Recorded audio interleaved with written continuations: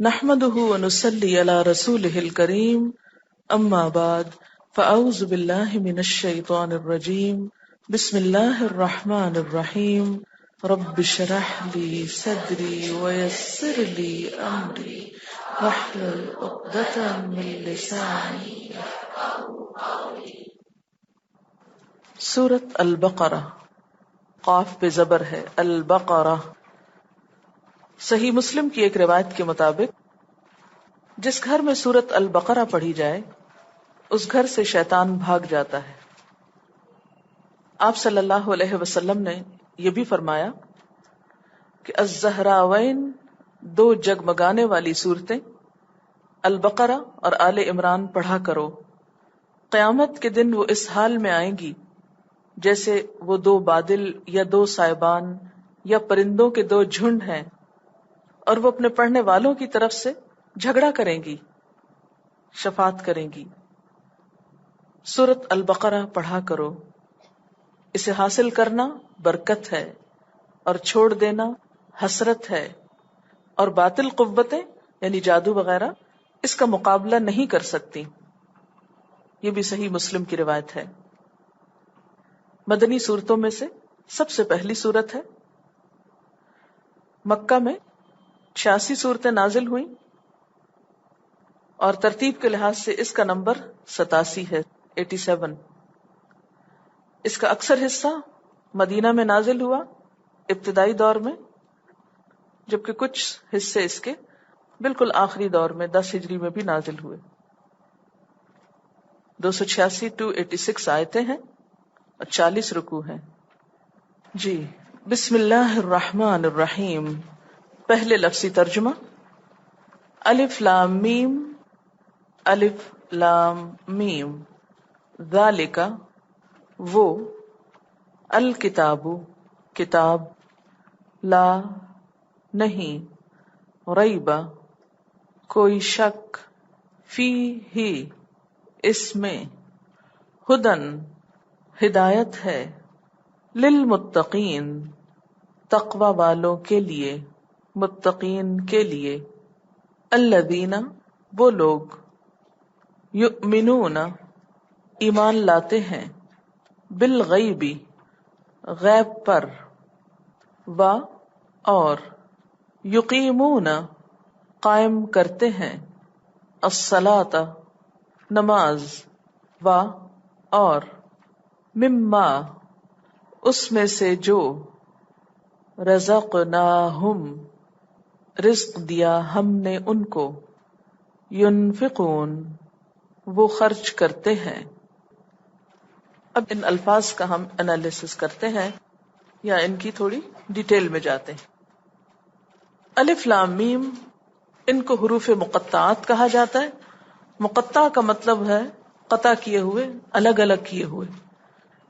یہ حروف لکھنے میں ملا کر لکھے جاتے ہیں، بولنے میں الگ الگ بولے جاتے ہیں. ان کے اصلی معنی اللہ تعالیٰ کے سوا کسی کو معلوم نہیں. بعض لوگوں نے اس کا معنی اخذ کرنے کی کوشش کی اور کہا الف سے مراد اللہ ہے، لام سے مراد جبریل ہیں، میم سے مراد محمد صلی اللہ علیہ وسلم ہے، اور اس سے معنی انہوں نے یہ نکالا کہ اللہ تعالیٰ کی طرف سے یہ کتاب آئی ہے، جبریل علیہ السلام کے ذریعے آئی ہے، محمد صلی اللہ علیہ وسلم پر اتاری گئی ہے. لیکن یہ ان کا خیال ہے. حقیقت کیا ہے کہ اصل معنی اللہ تعالیٰ ہی کو معلوم ہے. ذالک اس کا لفظی معنی ہوتا ہے وہ، دیٹ کے معنوں میں آتا ہے، دور کے اشارے کے لیے آتا ہے. الکتاب اردو میں استعمال ہوتا ہے لکھی ہوئی چیز کے لیے. لا نہیں، ریبا ریب شک کو کہتے ہیں. یہ ریب کا لفظ جو ہے اردو میں بھی استعمال ہوتا ہے. فی ہی اصل میں دو لفظ ہیں، ایک ہے فی اور ایک ہے ہی. فی کا مطلب ہوتا ہے میں، اردو میں بھی استعمال ہوتا ہے فی زمانہ یعنی اس زمانے میں. ہی یہ ایک حرف ہے لیکن عربی میں حرف کا بھی معنی ہوتا ہے. جیسے آپ نے بے کا مطلب ساتھ پڑھا، بسم اللہ میں آپ نے پڑھا تھا بے ساتھ. اسی طرح للہ کا مطلب اللہ کے ساتھ زیر والا لام لگا تو لام کا مطلب ہے کے لیے. الحمدللہ میں آپ نے پڑھا. اسی طرح یہاں پر فی ہی ہے حرف ہے لیکن اس کا بھی معنی ہے اس یا وہ کے معنوں میں. فی ہی اس میں ہدن ہدایت، کل بھی آپ پڑھ چکے ہیں اہدنا الصراط المستقیم میں رہنمائی کرنا. للمتقین اس میں بھی لام کے نیچے زیر ہے، یہ وہی لام ہے جو للہ میں تھا. متقین اس کا واحد ہے متقی. تقوی کا لفظ آپ اردو میں بھی پڑھتے ہیں، اس کا روٹ ہے واو قافیے. اپنی حفاظت کرنا، بہت پرہیز کرنا، سخت احتیاط کرنا، بچ کر رہنا، یہ تقوی کے معنی ہیں. الذین وہ لوگ، کل بھی آپ نے یہ لفظ پڑھا تھا، آج دوبارہ آ گیا، اس لیے آپ کو بہت زحمت نہیں ہوگی، ریپیٹیشن کام کو آسان کر دیتی ہے. الذین، الذی یہ لفظ قرآن پاک میں بہت آتے ہیں. وہ لوگ یؤمنون ایمان لاتے ہیں. ایمان کا لفظ اردو میں بھی استعمال ہوتا ہے. ایمان کا روٹ ہے الف میم نون، امن. جو ایمان لاتا ہے وہ امن میں آ جاتا ہے. حمزہ بولتے ہیں الف کو عربی میں. حمزہ میم نون، امن میں ہونا، امن پانا، چین پانا، بے خوف ہونا، بے فکر ہونا، بے خطر ہونا. بالغیبی غیب کے ساتھ. اب یہاں بھی جو بے ہے یہ وہی ہے جو بسم اللہ کے ساتھ لگی ہوئی تھی، ساتھ کے معنوں میں. اور ویسے یہ لفظ کیا ہے؟ غیب. اور غیب کے ساتھ کیا لگا ہوا ہے؟ ال لگا ہوا ہے. تو غیب کا لفظ آپ اردو میں بھی استعمال کرتے ہیں. چھپا ہوا ہونا، پوشیدہ ہونا، جو چیز انسان کی 5 سینسز سے باہر ہو. اور یقیم ہونا، قائم کرتے ہیں. اردو میں لفظ قیام آپ نے پڑھا ہوگا، کھڑا کرنا. عربی میں اس کا ایک اور معنی ہوتا ہے ترجیح دینا. تو یقیمون قائم کرتے ہیں. الصلاۃ نماز. صلاۃ کا لفظ آپ کے لیے نیا نہیں ہے. حی علی الصلاۃ، حی علی الفلاح، صلاۃ حاجت، صلاۃ استخارہ، یہ لفظ آپ نے بہت دفعہ سن رکھا ہوگا. صلاۃ نماز کے لیے ہوتا ہے. صاد لام واو سے اگر یہ ہو تو اس کا معنی ہوتا ہے جھکاؤ پیدا کرنا، ڈھیلا ہونا. اور صاد لام یہ سے ہو تو اس کا معنی ہوتا ہے جلانا. اور ویسے صلاۃ کا لفظی معنی ہوتا ہے پریئر، دعا. ومما، یہ جو مما ہے، من کہتے ہیں سے کو اور ماں کہتے ہیں جو کو. ماں کے کئی معنی لیکن ایک معنی جو بھی ہے. مما اس میں سے جو، رزقناہم، رزقناہم. رزق جو ہے رزق، رزق کا لفظ اردو میں عام استعمال ہوتا ہے. نا کا مطلب ہوتا ہے ہم ان کو، ان کو، جو ہم ان کو رزق دیتے ہیں. ینفقون، ینفقون کا روٹ نون فے قاف ہے، نفق. نفق کہتے ہیں سرنگ کو، سرنگ، ٹنل. تو جب کسی چیز میں سرنگ ہو تو نتیجہ کیا نکلتا ہے؟ اس میں جو چیز ڈالی جائے وہ اندر ٹھہرتی نہیں، نکلتی چلی جاتی. تو ینفقون کا معنی کیا ہے؟ خرچ کرتے. یعنی جو مال ان کو ملتا ہے وہ ان کے پاس ٹھہرتا نہیں، انہی کے پاس جمع نہیں رہتا. جہاں وہ رکھتے ہیں اس میں سوراخ ہوتا ہے اور اس میں سے وہ نکالتے رہتے ہیں. اور سوراخ میں سے تھوڑا تھوڑا نکلتا ہے نا. جی، ینفقون خرچ کرتے ہیں. اصل جو چیز ہے نا وہ آپ کو پہچان کرنی ہے. لفظ پہچانیے. کسی بھی اسکل کو اگر آپ نے اختیار کرنا ہے تو اس کے لیے کیا ضروری ہے؟ آپ ریپیٹ کریں اس کو بار بار. پہلے الفاظ کو سمجھیے، غور کیجیے، پہچانیے، دماغ لڑائیے، اس کے بعد اس کو بار بار پڑھیے حتیٰ کہ وہ آپ کو ازبر ہو جائے اور آپ اس کے ماسٹر ہو جائیں. اور ایک وقت آئے کہ ان الفاظ کو آپ بغیر کسی ترجمے کے ڈائریکٹ سمجھ سکیں. ٹھیک ہے؟ ان آیات کا خلاصہ مفہوم. بسم اللہ الرحمن الرحیم. سورۃ البقرہ. الف لام میم. الف لام میم کا اگرچہ معنی ہم کو نہیں بتایا گیا لیکن اس کا اجر و ثواب بتایا گیا. ایک حدیث میں آتا ہے کہ قرآن پاک کو پڑھنے کا اجر اتنا ہے کہ ایک حرف پر 10 نیکیاں ملتی ہیں، اور اس کے لیے آپ نے بطور مثال جو لفظ بتایا وہ الف لام میم تھا. آپ نے فرمایا کہ یہ ایک حرف نہیں بلکہ 3 حروف کا مجموعہ ہے. یہ حدیث کا مفہوم بیان کر رہی ہوں. الف پر 10، لام پر 10 اور میم پر 10 نیکیاں، تو کل 30 نیکیاں. الف لام میم ذالک الکتاب، یہ کتاب. ابھی تو ترجمہ وہ کتاب کیا گیا تھا، اب یہ کتاب.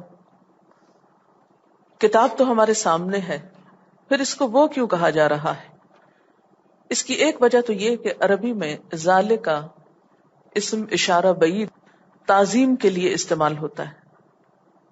جیسے ہم اردو میں کسی کو تم کی بجائے آپ کہتے ہیں تو یہ کس کے لیے ہے؟ آپ، تعظیم کے لیے.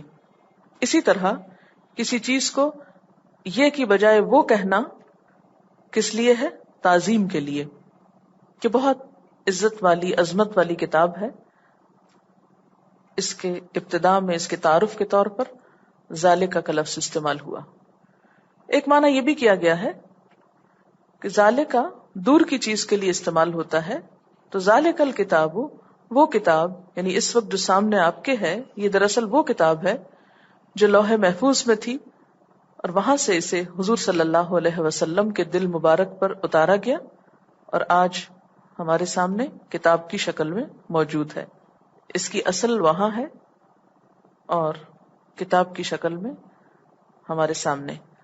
ذالک الکتاب، یہ وہ کتاب ہے، لا ریب فیہ، اس میں کوئی شک نہیں، اس کی ہر بات سچی ہے. کیوں آئی ہے؟ اس کتاب کے بھیجے جانے کا مقصد کیا ہے؟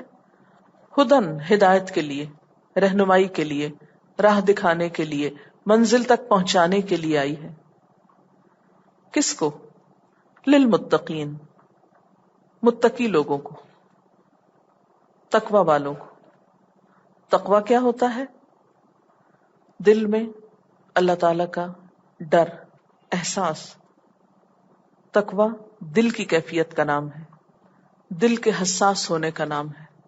جب دل حساس ہوتا ہے تو ایسا انسان اپنی عملی زندگی میں ایک سنجیدہ انسان ہوتا ہے.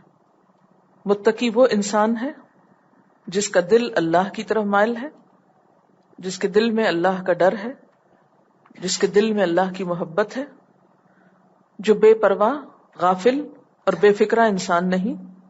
اسے اپنے آخری انجام کا فکر ہے، اللہ کی طرف واپس جانے کا احساس ہے. وہ ایک سنجیدہ انسان ہے، وہ ایک کانشیس انسان ہے. اس کو یہ کتاب راہ دکھاتی. ایسے لوگوں کی صفات کیا ہوتی ہیں؟ عملی زندگی میں وہ کیسے ہوتے ہیں؟ نمبر 1، الذین یؤمنون بالغیب، وہ غیب پر ایمان لے آتے ہیں. رسولوں کے ذریعے، انبیاء کے ذریعے اللہ تعالیٰ نے اپنے بندوں کو جن چیزوں پر ایمان لانے کے لیے کہا جو ان کو نظر نہیں بھی آتی، مثلا خود اللہ تعالیٰ کی ذات، فرشتے، جنت، دوزخ اور اس کے علاوہ بہت سی چیزیں، ان کو یہ مان لیتے ہیں. وَيُقِيمُونَ الصَّلَاةَ، اور ایسا مانتے ہیں کہ واقعی اللہ کے سامنے جھک جاتے ہیں، پھر نماز قائم کرتے ہیں. اور پھر نہ صرف یہ کہ اپنے رب کے سامنے جھکتے ہیں بلکہ اس کے بندوں کا بھی خیال رکھتے ہیں، اس کی مخلوق کے لیے ہمدرد اور مہربان ہوتے ہیں. لہذا اللہ تعالیٰ نے جو کچھ ان کو دے رکھا ہوتا ہے اسے وہ صرف اپنی ذات تک نہیں رکھتے بلکہ وہ دوسروں کو بھی شریک کرتے ہیں اس میں. رزق سے مراد ساری نعمتیں، جو نعمتیں ان کو ملی وہ ان نعمتوں میں دوسروں کو بھی شریک کرتے ہیں، دوسروں پر بھی خرچ کرتے ہیں، وہ دینے والے ہوتے ہیں. اب ذرا دوبارہ ان آیات کو دیکھتے ہیں کہ آپ نے دعا مانگی تھی اور دعا مانگنے سے پہلے آپ نے ایک بات کہی تھی، اور وہ بات کیا تھی؟ الحمدللہ، سارا شکر اللہ کا، ساری تعریف اللہ کی. پھر کیا کہا تھا؟ ایاک نعبد، تیری ہم عبادت کرتے ہیں. تو شکر ادا کرنے کے لیے، عبادت کے لیے طریقہ معلوم ہونا چاہیے. کیسا طریقہ؟ جو اس کو پسند آ جائے، جس کے لیے آپ کی تعریف اور عبادت اور شکر ہے. اس طریقے کا نام کیا ہے؟ صراط مستقیم، ہدایت. تو ہدایت کی دعا آپ نے مانگی، اہدنا الصراط المستقیم. آپ کی دعا قبول ہوئی. اللہ تعالیٰ نے آپ کو راستہ دکھانے کا انتظام فرمایا. کیا فرمایا؟ ذالک الکتاب، یہ لو کتاب. کون سی کتاب؟ کیسی کتاب؟ کیا پہچان ہے اس کتاب کی؟ ہمیں کیا پتا یہ ہدایت دے سکتی ہے کہ نہیں؟ فرمایا فکر نہیں کرو، لا ریب فیہ، اس میں کوئی شک نہیں، ہر شک سے پاک. یہ ایک ایسا دعویٰ ہے جو دنیا کے کسی بھی کتاب لکھنے والے نے آج تک نہیں کیا کہ میری کتاب میں کوئی شک نہیں. جتنی بھی دنیا کی لائبریریاں سب کھول کے دیکھ لیجیے، کبھی کسی نے یہ نہیں کہا کہ جو میں نے کہا وہ بالکل آخری لفظ ہے، اس میں کوئی شک نہیں. یہ کتاب کہتی ہے اس میں کوئی شک نہیں. شک سے پاک ہونا کسی چیز سے فائدہ اٹھانے کے لیے بہت ضروری ہے. مثلا جب آپ کوئی چیز خریدنے کے لیے جاتے ہیں، کوئی بھی چیز لینے جاتے ہیں بازار سے، اور آپ کو شک ہو جائے کہ یہ نقلی ہے، آپ لیں گے نہیں. آپ کو شک ہو جائے کہ اس میں ملاوٹ ہے، آپ اسے استعمال کریں گے نہیں. شک تو ایسی ظالم چیز ہے کہ بڑے بڑے تعلقات اور رشتوں کو کاٹ کے رکھ دیتی. اچھی بلی خوشگوار زندگی ہے دو انسانوں کی، شوہر بیوی کی، شک آ گیا بیچ میں، کیا وہ خوشیاں باقی رہیں گی؟ وہ تعلق باقی رہے گا؟ وہ محبت باقی رہے گی؟ اعتماد باقی رہے گا؟ نہیں. کہیں پہ بھی جب شک آ جاتا ہے تو زندگی تلخ ہو جاتی، بیزاری کی کیفیت آ جاتی، بے سکونی، بے چینی. تو یہ بات کہنا کہ لا ریب فیہ، ایک اطمینان کا دروازہ کھل جاتا ہے، اعتماد ہو جاتا ہے کہ یہ بات میرے فائدے کی بات ہے، اب میں اس کو بے فکر ہو کے لے سکتا ہوں. لا ریب فیہ، اس میں کوئی شک نہیں. پھر یہ کہ اس کتاب کے آنے کا مقصد کیا ہے؟ اس سے جن بھوت بگائے جائیں، وظیفے پڑھے جائیں، یا اس کو خوبصورت کیلی گرافی میں لکھ کے لٹکا لیا جائے، یا صرف اس کو زبانی یاد کر لیا جائے. یہ سب تو سیکنڈری باتیں. اصل بات کیا ہے؟ یہ کیوں آئی ہے؟ ہدی للمتقین، ہدایت کے لیے آئی ہے. ہدایت کس کو کہتے ہیں؟ راہ دکھانا، اس پہ چلانا، منزل تک پہنچانا. تو جو شخص اس کتاب سے تعلق رکھے گا اس کے لیے کیا ہوگا؟ اس کو راستہ بھی دکھائے گی، یہ ہے صراط مستقیم. پھر اس کو اس راستے پر چلنے کی قوت بھی دے گی. بہت سے لوگ ڈرتے ہیں نا، قرآن نہیں پڑھتے، ہائے پڑھ لیا پتہ نہیں کیا ہو جائے گا. نہیں، وہ کام جو آپ کر نہیں پاتے اس کتاب کے پڑھنے سے کرنے کی طاقت اور قوت اور ہمت مل جائے گی، سپورٹ ملے گی آپ کو اس کتاب کے پڑھنے سے صراط مستقیم پہ چلنے کی. تو صرف راستہ دکھاتی ہی نہیں، اس پہ چلاتی بھی ہے. یہ اور صرف چلاتی ہی نہیں، اگر مرتے دم تک اس کو تھامے رکھیں تو منزل تک بھی پہنچا دے گی، وہ آخرت کی منزل تک. لیکن اس کتاب کا یہ فائدہ یعنی ہدایت اور رہنمائی کا سب کو نصیب نہیں ہوتا. بہت سے لوگ اس کتاب کو پڑھتے ہیں لیکن اس سے یہ فائدہ اٹھا نہیں سکتے. آپ نے دیکھا ہوگا کہ بعض نان مسلمز بہت کتاب پڑھتے ہیں، کئی مسلمان بھی یہ کتاب پڑھتے ہیں، مگر پھر بھی ہدایت نہیں پاتے، پھر بھی سیدھے راستے پہ نہیں ہوتے. اسی لیے لوگ کہتے ہیں نا، ہاں ہم نے بہت دیکھے ہیں درس دینے والے اور درس پڑھنے والے، اور ہمیں پتا ہے وہ کیا کرتے ہیں.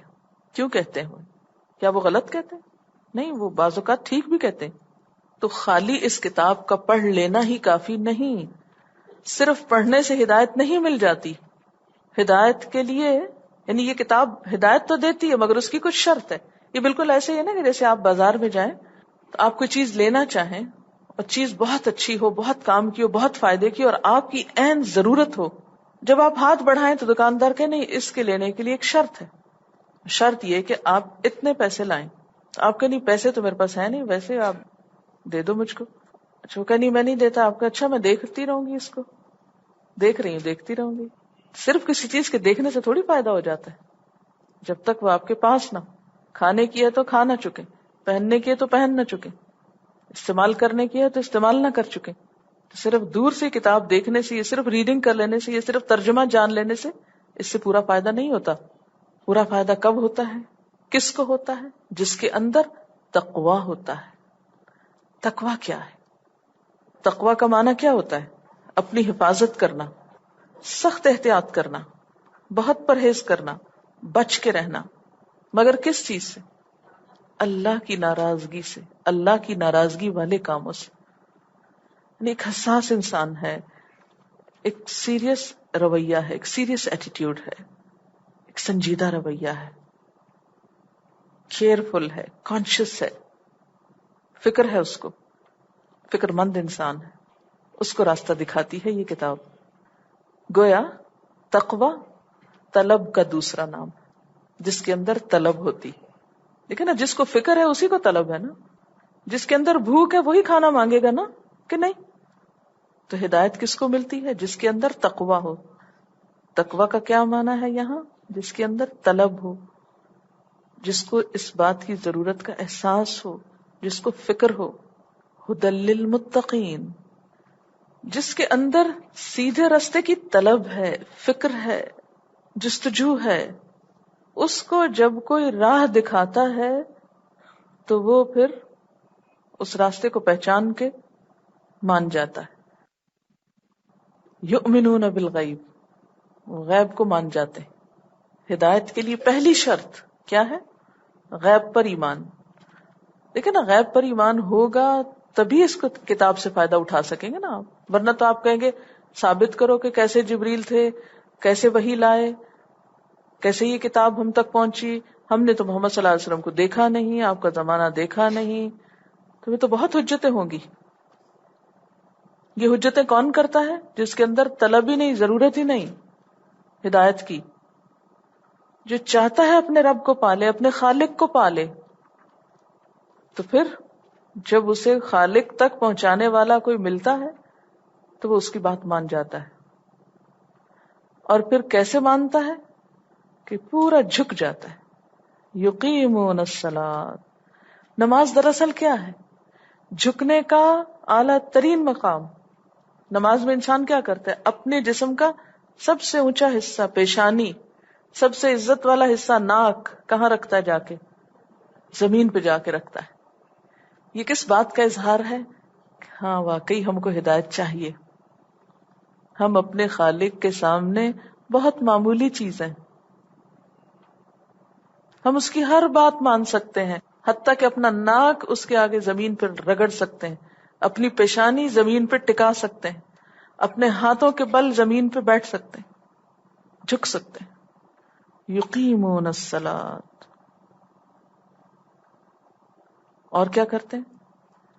ایسے حساس لوگ، ایسے دل والے، ایسے کانشیس. وَمِمَّا رَزَقْنَاهُمْ يُنْفِقُونَ، اللہ کے بندوں پر بڑے مہربان ہوتے ہیں. انہیں اللہ کی مخلوق سے پیار ہوتا ہے، ان سے کسی کا دکھ درد دیکھا نہیں جاتا. وہ خود بخود اللہ کے بندوں کے ساتھ شفقت اور محبت کا معاملہ کرتے ہیں، وہ حقوق اللہ کے ساتھ حقوق العباد ادا کرتے ہیں. وَمِمَّا رَزَقْنَاهُمْ يُنْفِقُونَ، ان کے پاس جو کچھ طاقت ہے یا قوت ہے، جسمانی صحت ہے، مال ہے، علم ہے، سوچے ہیں، اچھے خیالات ہیں، اس کو وہ استعمال کرتے ہیں. وہ کریٹیو لوگ ہیں، وہ بے حس بے عمل لوگ نہیں، وہ کچھ کرنا چاہتے ہیں، وہ بندوں کی خدمت کرتے ہیں. وہ صرف اپنے لیے نہیں جیتے، وہ خود پرست نہیں ہوتے، وہ نفس پرست نہیں ہوتے، وہ صرف اپنی خواہشات کی تکمیل نہیں کرتے، بلکہ وہ کیا کرتے ہیں؟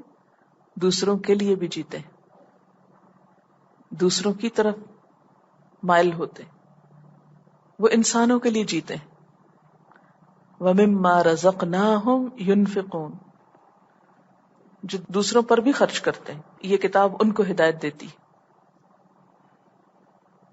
تو ایمان بالغیب دراصل کیا ہے؟ اندر سے ٹوٹ جانا، بندہ بن جانا. یقیمون الصلاۃ کیا ہے؟ جسم کے ساتھ اس کا اظہار کرنا، جسمانی طور پر جھک جانا. مما رزقناہم ينفقون کیا ہے؟ خود پرستی سے باہر نکل کر دوسرے انسانوں کے دکھ درد کو محسوس کرنا، خوشیوں کو، نعمتوں کو صرف اپنے تک نہیں جمع کرنا، دوسروں تک لے جانا. تو ہم سب دنیا کو جنت بنانے پہ تلے ہوئے ہیں. ہدایت سے بات چلی تھی، بیچ میں کچھ شرائط ہیں. جو مانیں گے وہ پالیں گے، جو پالیں گے وہ مفلحون ہیں. جنت ایسے لوگوں کے لیے ہے، اور جنت پرامن بستی ہے نا. دینے والے وہاں جاتے ہیں، جھکنے والے وہاں جاتے ہیں، جن کے اندر عاجزی ہوتی ہے، جن کے اندر بندگی ہوتی. اللہ تعالیٰ نے اپنی جنت ایسے خوبصورت لوگوں کے لیے بنائی، بڑے دل والوں کے لیے، تنگ نظر لوگوں کے لیے نہیں. مومن وسیع نظر ہوتا ہے، آخرت کو دیکھ کے کام کر، دور دیکھتا ہے، دور اندیش ہوتا ہے، بڑے دل کا ہوتا ہے، دوسروں کا احترام کرتا ہے، حساس اور سنجیدہ ہوتا ہے. تو کامیابی کے لیے کتاب کا اٹھانا ضروری ہے، ورنہ شکر اور عبادت کے دعوے سب دعوے ہیں، صرف باتیں ہیں. باتوں سے کیا بنتا ہے جب تک عمل نہ ہو؟ بے عمل دل ہو تو جذبات سے کیا ہوتا ہے؟ دھرتی بنجر ہو تو برسات سے کیا ہوتا ہے عمل لازمی تکمیل تمنا کے لیے، ورنہ رنگینی خیالات سے کیا ہوتا ہے. اب ہم ذرا متقین کی صفات دوبارہ دیکھتے ہیں. متقی جو ہوتا ہے وہ غیب پر ایمان لاتا ہے. ایمان کہاں ہوتا ہے؟ اس کی جگہ کیا ہے؟ دل کی کیفیت بتائی گئی نا، اس کی باطنی کیفیت. پھر آپ دیکھیں یقیمون الصلاۃ میں کس چیز کا اظہار ہوتا ہے؟ جسمانی ایکسرسائز، مشقت. کبھی آپ کھڑے، کبھی آپ جھکیں، کبھی آپ زمین پر سر رکھیں، کبھی آپ بیٹھ کے کچھ کر رہے ہیں، کبھی آپ پھر کھڑے ہو رہے ہیں. نماز مختلف حالتوں میں اللہ کے ذکر کا نام ہے نا. نماز کو امیجن کریں ذرا، کھڑے ہیں، ہاتھ اٹھائے، پھر جھکے، پھر کھڑے، پھر سجدے میں، پھر بیٹھے، پھر اٹھے، پھر نیچے، پھر اوپر، پھر دائیں بائیں، ہے نا. صدقہ کا کانسیپٹ ہمارے ہاں بہت محدود ہے. ہم سمجھتے ہیں کہ کالا بکرا ذبح کر کے چیلوں کو چھت پہ پھینکنے کا نام صدقہ ہے. حضرت ابو سعید خدری کہتے ہیں کہ مدینہ کی مسجد میں رسول اللہ صلی اللہ علیہ وسلم نے باجماعت نماز ادا کی. نماز سے فراغت کے بعد ابھی لوگ مسجد میں بیٹھے ہوئے تھے کہ ایک شخص وہاں آیا. چونکہ جماعت ختم ہو چکی تھی، وہ الگ کھڑا ہو کر اپنی نماز پڑھنے لگا. یہ دیکھ کر رسول اللہ صلی اللہ علیہ وسلم نے فرمایا، کیا تم میں سے کوئی شخص ہے جو اس شخص پہ صدقہ کرے گا؟ اور وہ کیسے؟ وہ اس کے ساتھ نماز پڑھے. آپ صلی اللہ علیہ وسلم نے فرمایا، الا رجل يتصدق على هذا فيصلي معه. تو ایک شخص اٹھے، حضرت ابو بکر صدیق، اور انہوں نے اس آدمی کے ساتھ نماز ادا کی. اس عمل کو آپ صلی اللہ علیہ وسلم نے کیا قرار دیا؟ صدقہ. اب آپ دیکھیے کہ آپ نے اس کے لیے صدقہ کیسے کروایا. نمبر ایک، اس کی مدد کروائی نا، کہ جب دو لوگ نماز پڑھتے ہیں تو کیا ہوتا ہے، آسان بھی ہو جاتی. اگر وہ اکیلا نماز پڑھتا تو اس کو ایک نماز کا ثواب، اور جماعت کے ساتھ نماز پڑھنے کا ثواب 27 گنا زیادہ. ایک مسلمان نے دوسرے مسلمان کے ثواب میں اضافہ کیا، اس کی مدد کی، حالانکہ وہ اپنا فرض ادا کر چکا تھا. اس کی اپنی نماز بھی اب نفل ہوگی، لیکن اس نے دوسرے کی مدد کی ایک نیکی کے کام میں، اور اس کا مقتدی بن کر، اس کا فالوور بن کر اس کے لیے صدقہ کر رہا ہے. متقی میں اسپرٹ آف گیونگ ہوتی ہے، صرف ایسے موقع پر نہیں جب کوئی بھوکا بیٹھا ہو. ہم صرف صدقہ کس کو کہتے ہیں؟ جب کوئی بھوکا ہو اس کو کھلانا صدقہ. یہ بھی صدقہ ہے کہ کسی کو مدد چاہیے تو ہم آگے بڑھ کر اس کی نماز میں اس کے ساتھ شریک ہو کر اس کو ہیلپ کریں، سپورٹ کریں. کیا کیا آتا ہے صدقے میں؟ حضور صلی اللہ علیہ وسلم نے فرمایا، تبسمک فی وجہ اخیک صدقہ. تمہارا اپنے بھائی کو دیکھ کے مسکرانا بھی صدقہ. الکلمۃ الطیبۃ صدقہ. اچھی بات کرنا بھی صدقہ، یعنی کوئی اچھی بات کر کے کسی کا دل خوش کرنا، یہ بھی صدقہ. کسی کے ساتھ نماز پڑھوا دینا. صدقے کی بہت سی قسمیں ہیں. کسی کو راستہ دینا، کسی کے لیے چیز آسان کر، کسی کو لکھنا نہیں آ رہا اس کو لکھنا سکھا دینا، کسی کو بات سمجھ میں نہیں آ رہی اس کو سمجھا دینا. یعنی بس دینے والا، اسپرٹ آف گیونگ، دینا دینا دینا دینا. وآخر دعوانا ان الحمد للہ رب العالمین. سبحانک اللہم وبحمدک، نشہد ان لا الہ الا انت، نستغفرک ونتوب الیک. والسلام علیکم ورحمۃ اللہ وبرکاتہ.